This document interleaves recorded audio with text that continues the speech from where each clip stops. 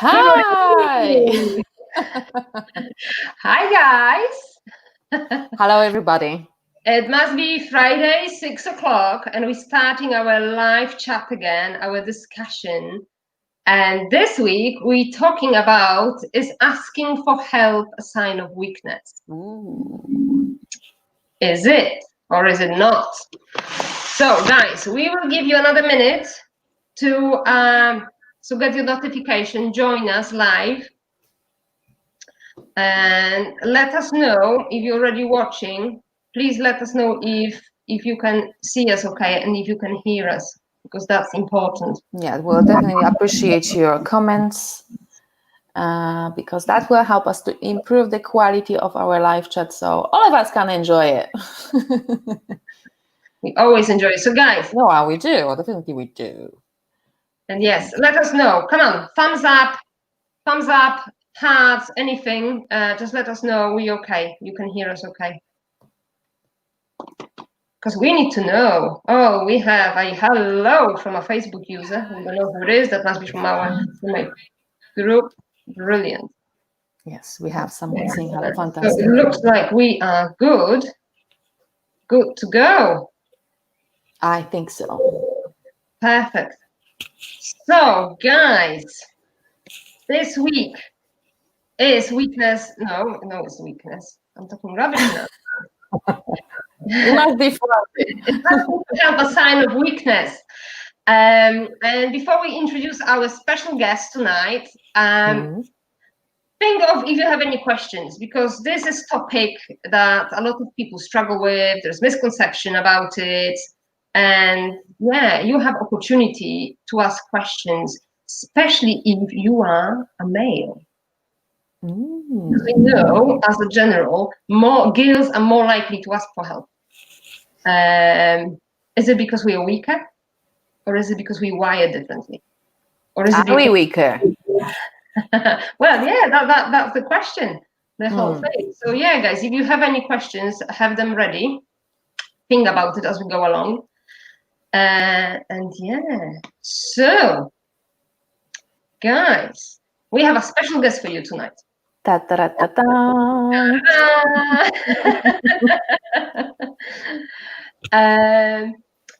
It's a special guy who had lots of life experience, who worked for the forces for over 20 years. So he's very down to earth. And I've met him through diving. If it gives you any clues. This is a guy who took me definitely outside of my comfort zone many of times, and he still continues to do it as well. And yes, let's welcome Gordon to the show. Hi, Gordon. Hi. Thank you very much for joining us.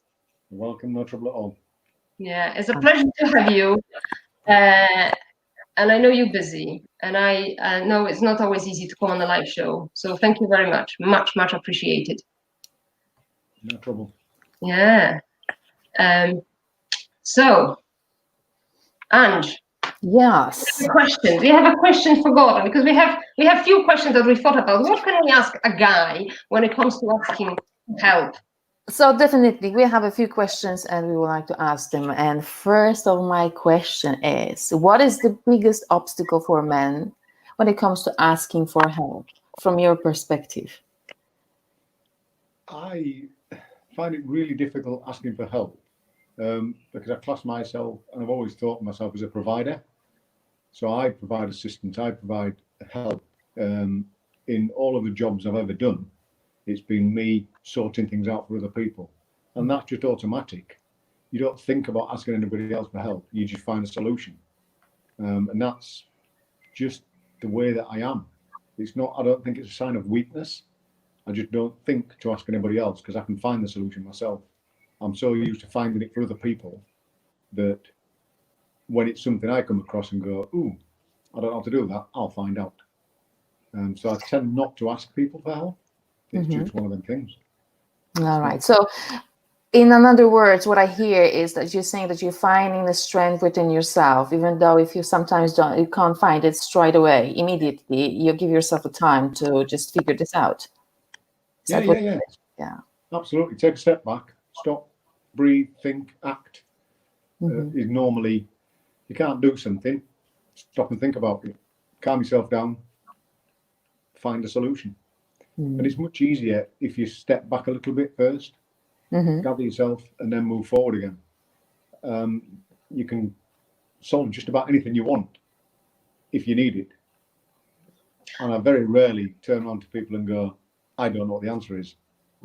I say, at the moment, I don't know what the answer is, but I'll find it and I'll come back to you. Ooh.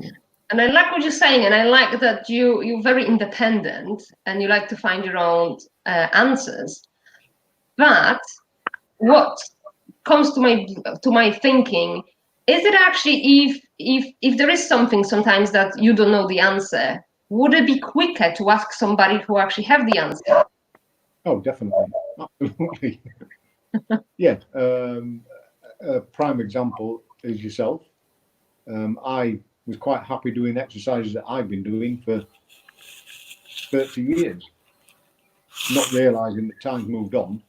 I thought I was doing all right until you suggested you show me how to do them properly. And I thought, well, I've been doing them for 30 years.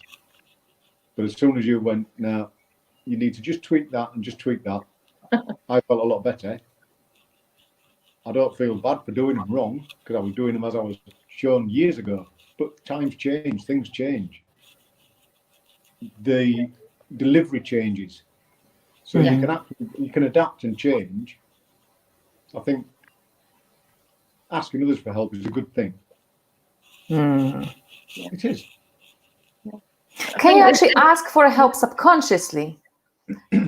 You know, what I mean by that is that, for example, you don't go and you verbally ask for help, but you actually feeling confident in what you're doing, you're performing, and then someone actually give you tips or give you a comment to improve your quality or whatever you're doing to a different level, shows you those little tips that you didn't know about, and then you start practicing them and then acknowledging them. They're actually quite good, but you don't ask for them. You actually are open to them, to receive them. Do you know what I mean? What I'm trying to say? I know, I know exactly what you mean. Now, I've been diving since 1988, and I've been diving a long time.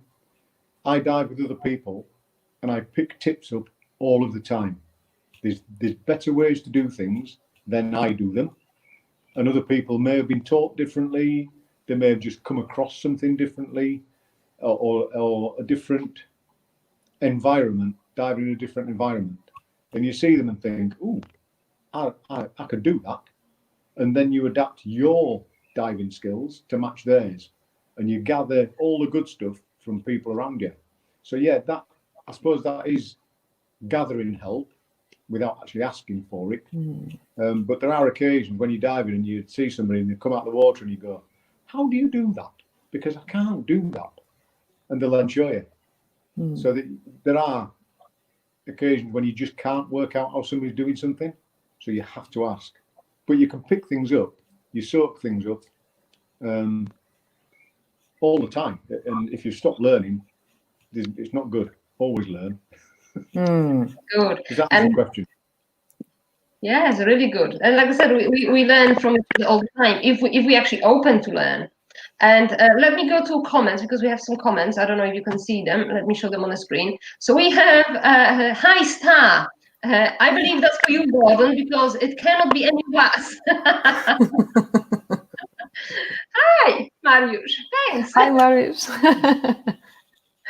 Lovely. And we also have a comment from Rui. Says, ego gets in the way. Gordon, do you actually think that for men, ego gets in the way, so the pride gets in the way to actually ask for help? Yeah, and they get upset when you try and give help that's not been requested, because they feel that they're not better than you, but you can't be better than them. Okay. And you advise people. Again, if I go back to diving, I know I've talked about diving, but that's the newest subject area. If you go into diving and you're trying to teach people diving, some males just will not listen because they think they know better. And they're going into an environment where they can die in minutes or less than minutes, actually. Yeah. But you just try to deliver in a way that they don't feel threatened by it. And sometimes that is quite difficult to do because they do feel not so much threatened, but they do feel that they're better than you. Why should they listen to you? What have you got over them? And my son, an example with my son Elliot, he, at the age of 14, 15, was a rescue diver. And he was going up to adults saying, "Oh, can I just, you're doing that slightly wrong?" They'd turn on to him and go, "Who are you?" And he said, "Well, I'm more qualified than you are." And they'd come to me and go, "This little boy," I said, "Yeah, well, he's correcting what he's saying, actually." Then they'll accept. I'll accept. And that was threatened, yeah. But it's just when he tries to go and say, "You're doing that slightly wrong," they don't automatically think it's advice. They think it's some small boy interfering in what they know better. So yeah, there is a lot of ego in it. And like you said, it could be the ego also when asking for help when it comes to age, when it comes to gender.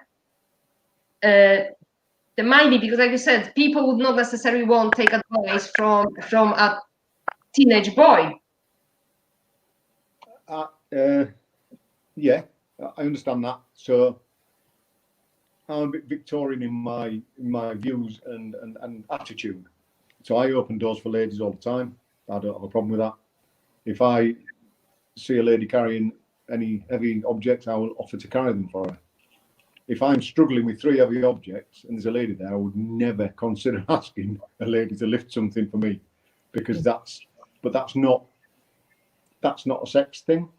That's not what it's all about. It's you're a lady, you don't expect ladies to lift something that I'm having trouble with. That's not a thing to do. So you try to tell me ladies should not lift the air tanks. You try to tell me the ladies who scuba dive, they should not lift their own equipment. Oh no, I'll tell them to lift their own equipment. They do offer to carry it if they struggle. Yeah. Sometimes they do struggle, especially when they fall down, They might ask for help lifting them up. Getting back up is a bit of a problem with all that weight. But it's just that, again, it's more of a being a provider, really. You provide solutions, and you're also supposed to be a provider because you're a man. Now, I know full well there are far, far, far more women out there stronger than me. Loads of women out there that are far stronger than me. And listen, look for this comment, because that's actually Rui saying, "My lady is stronger than me." Yeah. And I get that, but it's still in the Victorian era. You just wouldn't ask a lady to do something like that. No, but the good thing is we're not in Victorian era anymore. So if that answers your question. Yeah. I'm a bit old. No, what I'm saying, there is no problem, because I know now we got into gender equality. Yeah, that's it. It's not about that. Ladies still wants to be ladies, but they also like to be strong when they want to be strong. Or be able to be strong, if they choose to be, and that's fine. All right, let's go back to, I love the questions, guys, the comments. Excellent. Let me have a look at my questions for you, Gordon. Yeah, exactly. It's a little list. How can we make, in general, ladies like to express themselves more than guys. How can we make it easier for men to actually express themselves? Is there a way? Can we actually provide the space? Or I don't know, you tell me. I don't really do the expressing myself thing at all, and I find that very difficult. I don't see it as weakness. I don't see it as anything. It's just that it's something I don't do, and I haven't done since I was about 16, I don't think. Some people will, when you make sure they don't feel like it's under attack, if you're not questioning them, and if you're not being direct. I think they will open up. It's when you're being direct to them that they don't like it, and they'll just cave in, I suppose, close up and not do anything about it. So altering your questions, if they're not responding to your questions, so making your questions less, not aggressive, bit stronger word, less direct. Yeah. Would probably make them open up a bit more. So But some people basically, you're telling us that it's actually better to fish around. Yeah. And use our, feminine attitudes, which, is like a kindness and softness. That what I'm getting is like assisting you in opening up and just talking about what is bothering you. Yeah. Yeah. That would work. Not the fluttering the eyelashes thing, but yeah. As if we ever. We would never use that. Or we would never admit openly. No. That would be top secret strategy. I suppose. Yeah. It won't work either. Brilliant. Right. Let me bring, this is a long comment. Let me bring that on. Let's see what it's. Oh, yeah, bring it up. Yeah. Right. Andrew, are you going to read this? Okay, so Matt is saying, I didn't ask for help because I thought it would put pressure to my family. And as Graham said, I felt my job was provide and support. What I learned was that put more pressure to me and eventually to my family. I was also embarrassed that I thought I was failing. What I learned in the end when I asked for help was who was really there for me, and of course what I needed to do more of. And I think that's so again, going back to being a provider for family and actually asking for help and actually admitting that I might be struggling somewhere. It looked like Matt felt like it's a failing. But I think many people might feel like that when they take too much responsibility on their shoulders. And I think it's not only gentlemen's, it's also sometimes a culture thing. Because, from my perspective, I'm originally from Poland, like yourself, Ivona, and in our country, showing the soft side or weakness or talking about problems, it was exposing yourself and becoming an easy target. So we decided we learn not to do it. Yeah, I think we've learned the lesson. I don't think we are the easy target. But I know what you're saying. Yeah. It is conditional, definitely. It could be conditional. And I would agree with Matt as well, just that sometimes when you learn that once you open yourself up and you start talking about your something what is bothering you with the person who you trust, it's not that person will go out and start, just talking to everybody about what is bothering you or what is your weak side. But even listening, active listening, or sometimes giving advice might help you for yourself to figure out the ways and strategies that will bring lots of improvement to whatever you're doing in your own life, if it's, personal or in a business. So I think, it's just one of those things. But we need to change the perspective how we look at things, because I wasn't even looking at changing my perspective for many years, to be fair. It was just like, this is the way I am, that's it. But then I realized that doing the same thing over and over wasn't giving me any results that I was looking for. So I had to change the strategy, and I had to ask someone who I considered as a person who knew the answers. So, but that's my perspective. Good. We will talk about that. Do you have any more questions for Gordon? Let me think. From the list out of 100. I thought we only have 2 questions. So we already touched on this a little bit, but I will ask you this more directly so we can get, just definite answer. What is the best thing from receiving help?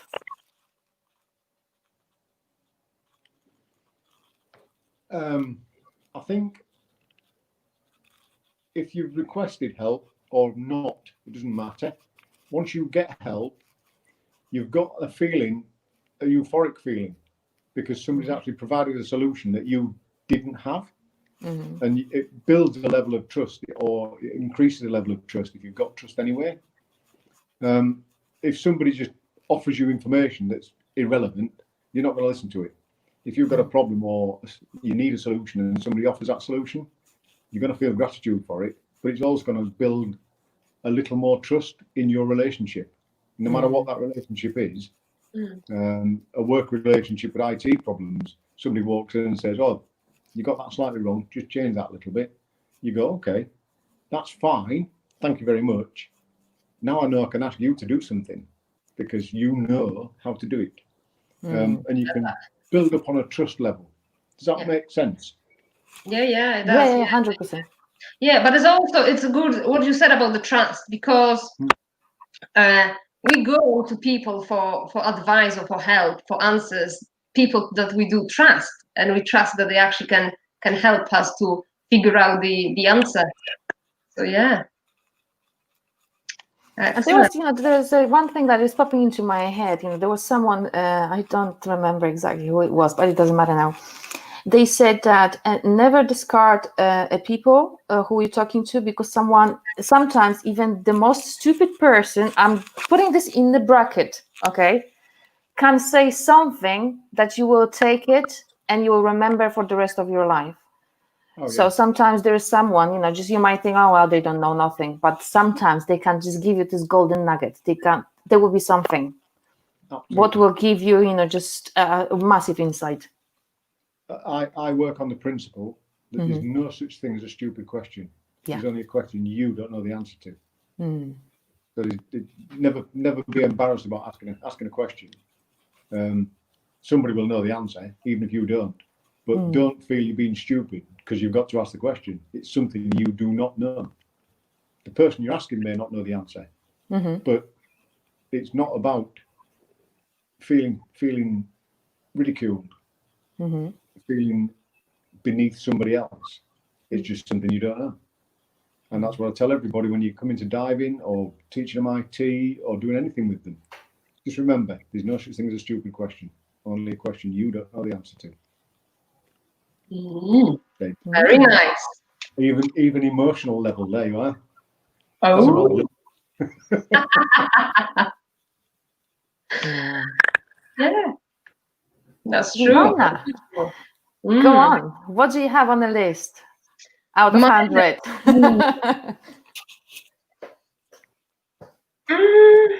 So don't you think that actually, when you know yourself, when you know because we all have our natural strength and we have some weaknesses and with area of knowledge. So don't you actually think that asking for help, it can be a sign of a strength and self-confidence? Because I think to actually ask for help, it requires a level of confidence to actually reach out. So yeah, a little bit like delegating. So if you're willing to delegate responsibilities, it is a sign of strength. It's not because you can't be bothered to do something. And I suppose that's the same as asking a question. If you're asking for help, it makes your life easier. So if you can empower somebody else with that information or empower somebody else with that feeling, it's not going to belittle you at all. Does that make any sense? Yeah. Terminology. Definitely. Is that all right? Yeah, perfect. Definitely. Yeah. We're just listening. We're like, oh, there's a guy talking with us. When it does go quiet, you're doing something right.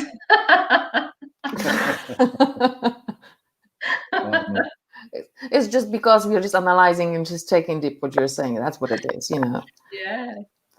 Excellent. But that's perfect. Yeah, guys, for guys who are watching, if you have any questions, fire away while we still have Gordon.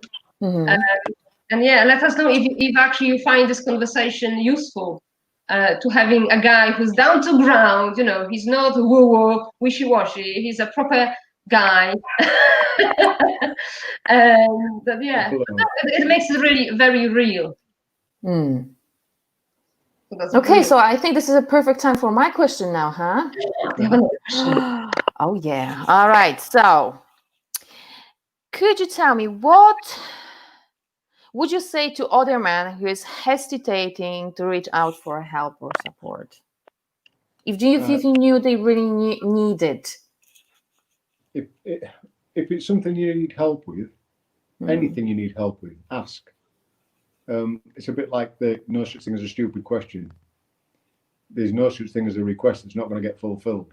If you ask somebody, if they don't know how to do something for you, they'll find somebody else to do it. Because there's always people out there that are willing to help. Always people out there that are willing to help. And some are willing to put a lot of effort into helping people. So if you can just ask the question, somebody will give you an answer. It might not be the person you're talking to, but they'll know somebody else. So don't sit on the back fence. Go and ask. If you don't ask, you don't get. Very true. There's a Yorkshire phrase for you. Shy Baines get nothing. I like that. Very good. So if you don't ask, you don't get. And that's what gets me actually to the quote that I remember. Yeah. Go on. Sorry? Go on. I say you should never be embarrassed about asking for something. Ask. Yeah, brilliant. And I will say that brings me to the quote that I will always remember. It says, "You never ask for too much. You just ask the wrong you ask the wrong person." Yeah.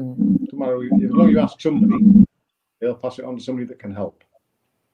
Because there's always somebody out there with more knowledge than you are. Always. Yeah. Excellent. Right. Let me have a look. We have from Matt. I guess the smartest person in the room is the one who has the people around them who know more than they do. And probably the smartest person that we actually would perceive as a smart person for us, because we're looking for certain answers within ourselves. So yes, we will naturally go to the person that we feel will have an answer for us. So yeah, thank you for your comment. What do you think, Ange? I think what I get from it is that, let's say you are treated as a leader of the group, but you are surrounded by people who work with you or for you. And if you are open-minded and you always pull someone else's brain, first of all, you're letting them know that they are valuable and they are starting to share their knowledge, because sometimes they just don't want to feel, they don't feel confident to do it. But when they are encouraged, they're coming up with brilliant ideas, and they are improving not only the person who is a leader, but they are improving the whole group, so to speak. So I think it's great, because then you see that the people who are surrounding the person who is a leader, they will be very, very loyal, and they will be creating very strong unit, and they will be classed as one, isn't it? Yeah, and we have yes from Matt. He's happy by the answer. Then we just love the live chat. We have the answer straight away. Brilliant. But I think that's what it is. Strength and smartness, or smartness. Being smart is not being a person who knows all the answers to all questions. Is the person who is open for the external source of knowledge. Yeah, because you can plow along quite merrily, going in the wrong direction, thinking you're doing the right thing, and then you'll fail. And all because you didn't listen to the lad that went, are you sure you should be doing that? Try it this way. And you could have saved yourself a load of heartache by just listening to somebody else. So yeah, I get that. And I think that will be partially, because of the ego, or sometimes, there might be different, just the reasons for it.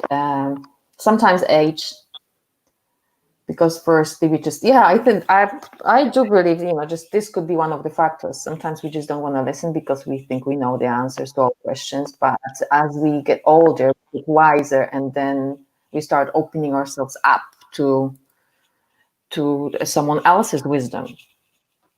So sometimes takes time. But what do you think, Ivona? I just when you mentioned the you mentioned the age, I remember actually age is not a problem for me, but I remember actually seeing when I was in hospital as a patient, and there was a very young looking surgeon. And my first feeling was, oh my God, I hope you're not my surgeon, because you should be at school. So yeah, somehow we look at the age and we feel the experience, which is not always the key.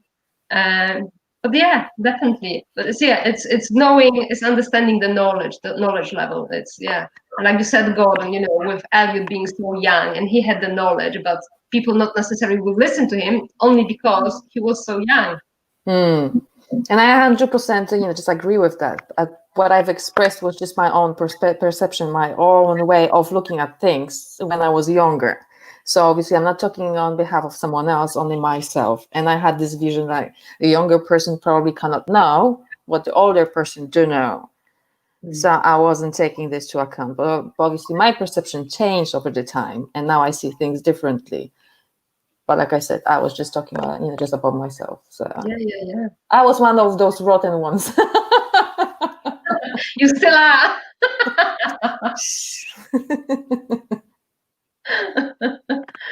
No, Gordon, don't you think it's not actually the age thing, it's the experience? Because some people, we all gonna into age, but some people just don't engage with experiences. And if you don't engage with experiences, you're just not gonna have the experience. Experience, life skills speak for an awful lot. You can talk to people your own age group and think they haven't lived. They have not lived, because they haven't experienced a small percentage of what you have. But they have skills in different areas. So they may have emotional skills that, well, certainly got emotional skills that I don't have, because I've lived a different life to them. They'll be the same age. They may not be able to fix a car engine. I can do that. But they can look after, others might be able, they can cook. I can't cook. I've never bothered cooking, really, apart from looking after myself in camp. That's all. So preparing food for the table is not something I would do. But other people my age are quite happy to do that. My life skills have never lent that to it. I've never bothered doing that because I've never needed it. I've always eaten on the hoof sort of thing. So life skills, the different jobs you do, the different environments you live in, all lend themselves to give you the skill set you have.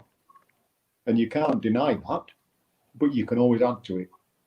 So learn something new every day, and you'll feel good about yourself.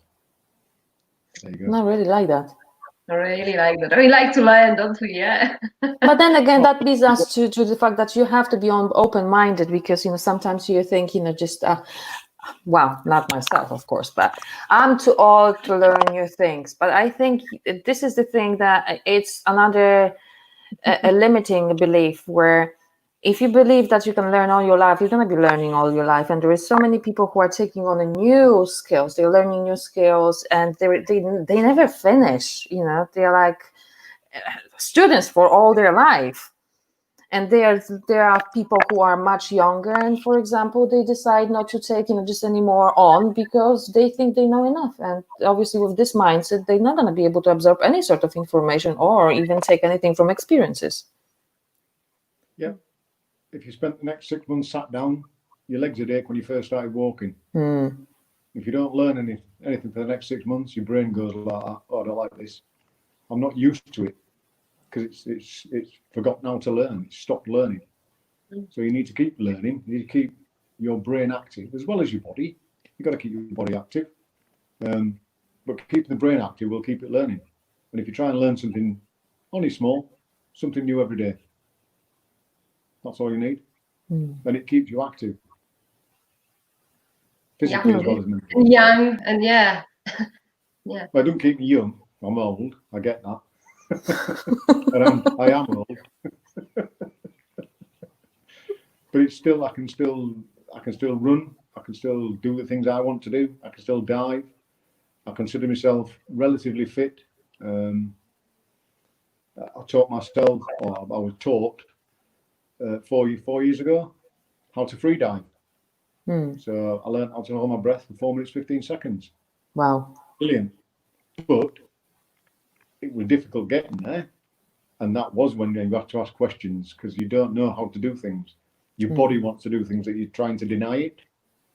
So learning that skill was really interesting. And I've carried that on a little bit, but it's just something new to learn. So how, just a simple question on top of that. How did learning a new skill in your age make you feel? I just enjoyed it. It empowered me to feel good about myself.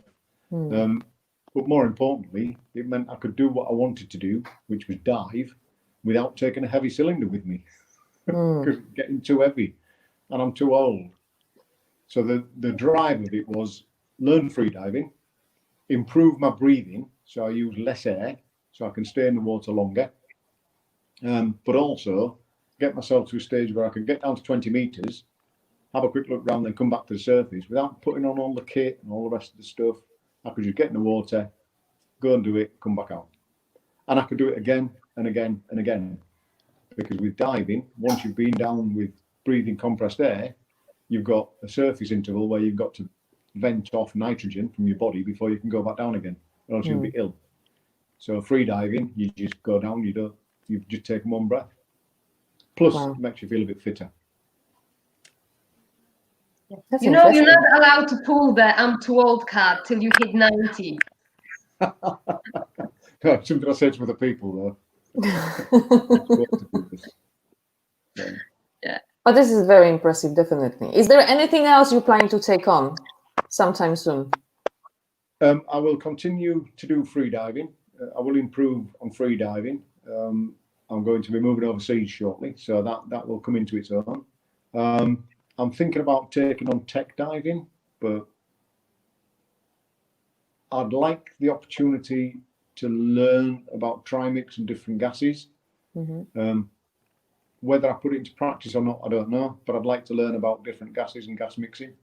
So it's just something else I'd like to learn. So continuously curious. I think this is what keeps us alive, to be fair, isn't it? Would you agree? It keeps the energy high, very high. When we're curious, when we want to learn, we will learn because we open to it. Yeah, it'd be nice to have a higher energy level. I could do with that. Increase my energy levels, that'd be nice. Are you comparing yourself to the times when you were in army? When you were superhuman, super fit person? I would, yeah. I was quite fit in the forces, and I thoroughly enjoy running. I quite like running. I'm on my own, there's nobody to bother me, and I just switch off and go. And I did that for years. Left the forces, and about 3 months after I left the forces, I felt really ill, and I couldn't understand why until I went out for my first proper run, and then thought, that's what I'm missing. So I had to continue it. I felt awful otherwise. And then I was ill fairly recently, and my running took a hammering. So I went back to running after 18 months, started running again. And it took me a year, but I got back to my 1 mile time of 7.5 minutes. 7.5 minutes. Yeah, for a mile. That's consistently for, not just for 1 mile. That's for I know. So that took a bit of hard work, a bit of effort, and I did need help initially. Just having people around me that helped me get quicker than 13 minutes for a mile, which was just walking backwards. But that was where I started off at. It was taking me 13 minutes to run a mile. But I got it down to 7.5 minutes. Now I just stick at 9 minutes. I don't go any faster than that. And you know, I would say this one thing, I'm much younger than you, but my short legs would not allow me to be as fast as you are right now. It's not about leg length. I knew you were going to say that somehow.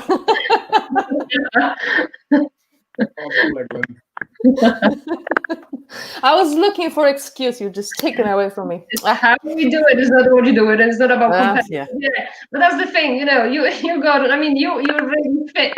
You are really fit guy. And you know, there's a lot of 20-year-olds that cannot do what you can do at the age of, you know, you're just over 35. Let's face it. The difference is, though, I've done it for lots of years, so my muscle memory it lends itself to running. It knows what it's doing, and my body just cracks on and does it. You get younger kids coming through, and they're not used to it, and it takes them a long time. Plus, they haven't got enough stamina until they're about 35, 40 to keep up with somebody that runs all the time. So they'll start flagging after 3 or 4 miles, and I can continue that for 7, 8. So they need to build up that stamina. They need to get the body through the paces. So that would suggest it would be wise for those younger generation to actually go and ask for help. Oh yeah, I run with anybody. I will run with anybody. And if they say, "Oh yeah, you run too quick for me," I say, no, I will run at their pace and help them. And once I've done a couple of runs with them, I can then push them on a little bit. But I wouldn't consider running in front of them and backwards and doing anything ridiculous. I don't want them to feel bad about it. I want them to run slightly in front of my shoulder so that they feel that they're beating me all the time. It's just psychological for them. And I can just hang back and just talk to them and take their mind off what they're doing. And it helps them. Run with anybody, don't mind. As long as I'm doing the miles, I don't care. Put miles on the legs. Yeah. Again, that's me helping other people, though, I know. Yeah, exactly. Whereas you're asking for help, eh? but I did get help when I started back running again. And lots of people that I'd helped came forward and went, "If you're going for a run, I'll come with you. Just keep going." And I couldn't run, I say, 13 minutes for 1 mile. And I couldn't run further than that. That was it. And I had to build back up from that. It's hard work. Lots of people helped. And now I'm back to where I should be. I can re-help them again. Now you're in front of them again. Yeah. Back in the game. The only person I compete with nowadays is myself. I don't compete with anybody else. And we always should do that because there is no other person like you. And if I started competing against other people nowadays, I'd just run myself into the ground because I would. So I don't do that. I don't compete. So are you suggesting that you might be a little bit competitive? A little bit, I think, but I can dull it down. If I don't get engaged in being competitive, I can be not competitive. So I can run in a pack doing a 10k road race, for example, and I can run in the pack where I feel comfortable. I can drop back if I need to and have chat with people. I don't have to chase the front runners anymore. Much as I could, I don't. And I don't want to. Good, brilliant. That's a sign of growth, and actually that's you do it for your own pleasure and your own liking rather than just being ahead of everybody. Well, I know what I'm capable of, and I know what I can achieve. Yeah. I don't really need to push anymore. There are things I want to try and push, which is like free diving and breath holding. The reason I can't hold it for longer than I can is psychological, and I know that. I get that completely. I spent lots and lots of years being told you can do 3 weeks without food, 3 days without water, and 3 minutes without air. I reach 3 minutes holding my breath and think, I'm going to die, I'm going to die, I'm going to die. And that just plays over and over and over and over in your head, and you just have to breathe in the end. Once I get past that mental block, that psychological wall, then I can do it. I can do it for longer, I think. It's just getting there. I'll get there. I'll get there. Wow, brilliant. Guys, do you have any more questions while we're still here for a few more minutes? I don't know, Andrew, do you have any more questions for Gordon? No, I think I asked all of my 100 questions.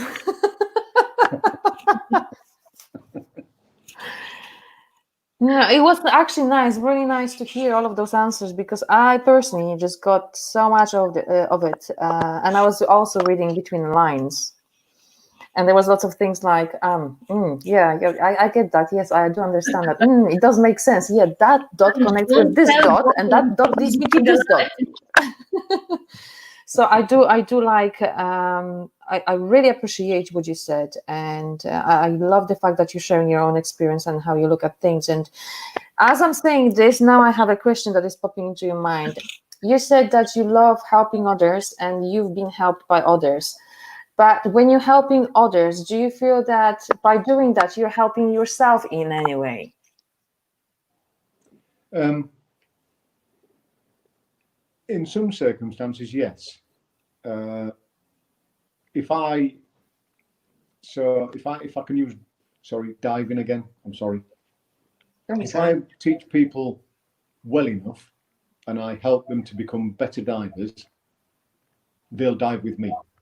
Because one, they'll trust me, but two, they'll have the skills, should anything go wrong, to look after me. So a little bit selfish, I think. And it gives me more people to dive with. So a lot of people I help, I don't just teach them to dive and then walk away and go, taught you to dive, I'm off now. I try and bring them on further, and I don't get anything out of this apart from the fact that I get more people to dive with. Now you reveal that I've been hooked.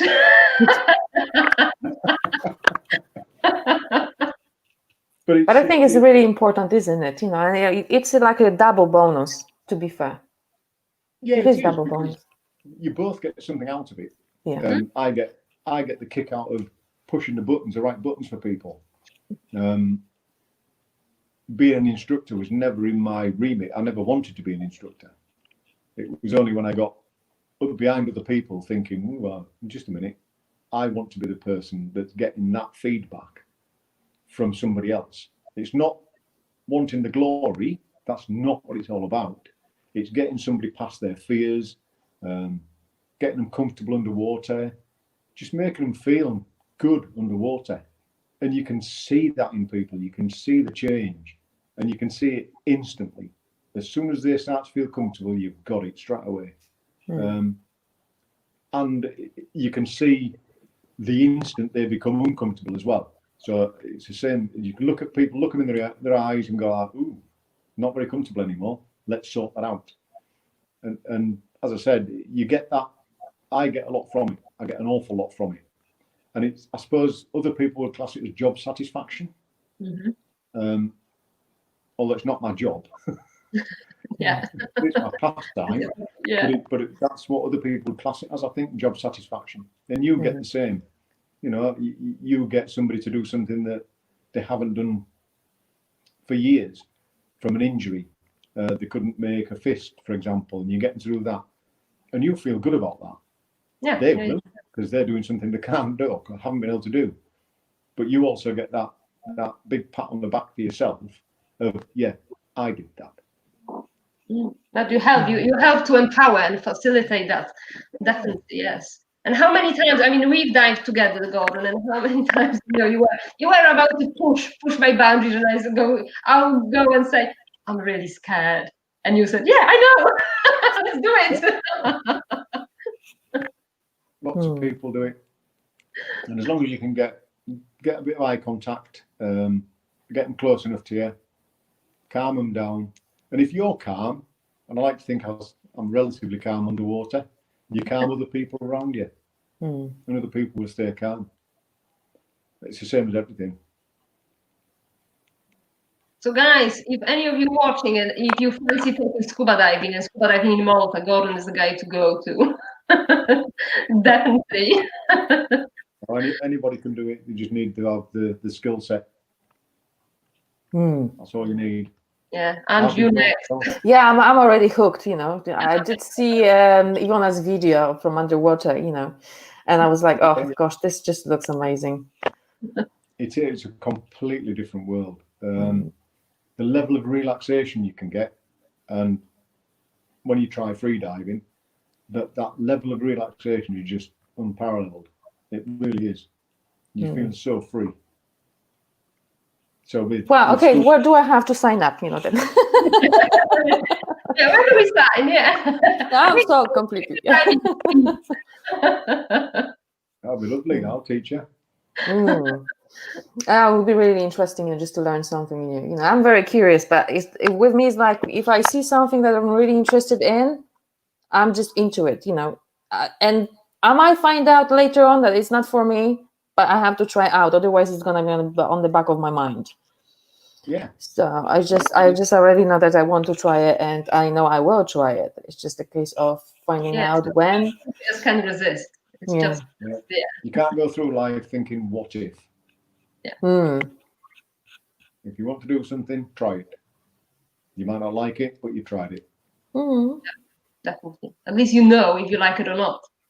Yeah. Oh, we were talking about this, just with our last live. We were talking about regrets. No regrets. You're not supposed to be having regrets about something what you didn't do, because in the end of the day, it's about trying things out and learning new things. This is just an adventure.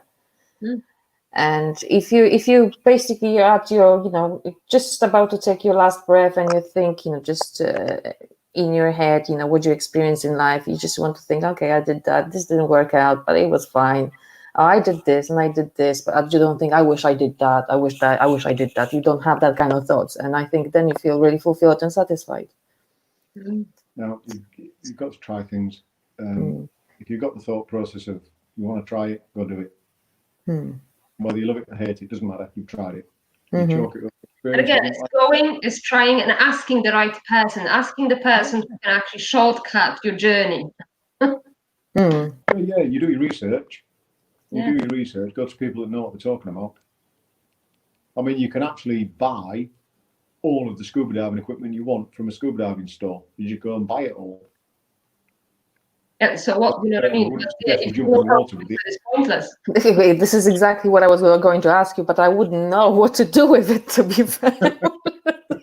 And that's the thing, and that's why we have to go and ask somebody who actually understands and know and can show us in the short time, because they've done it. They understand that. Brilliant. Thank you very much. Thank you very much for coming to our show. You're more than welcome. It's a pleasure. Like we said, it's going to be about 5 to 10 minutes chat, a few questions. Yeah. This is what we always say. How long have I done yet?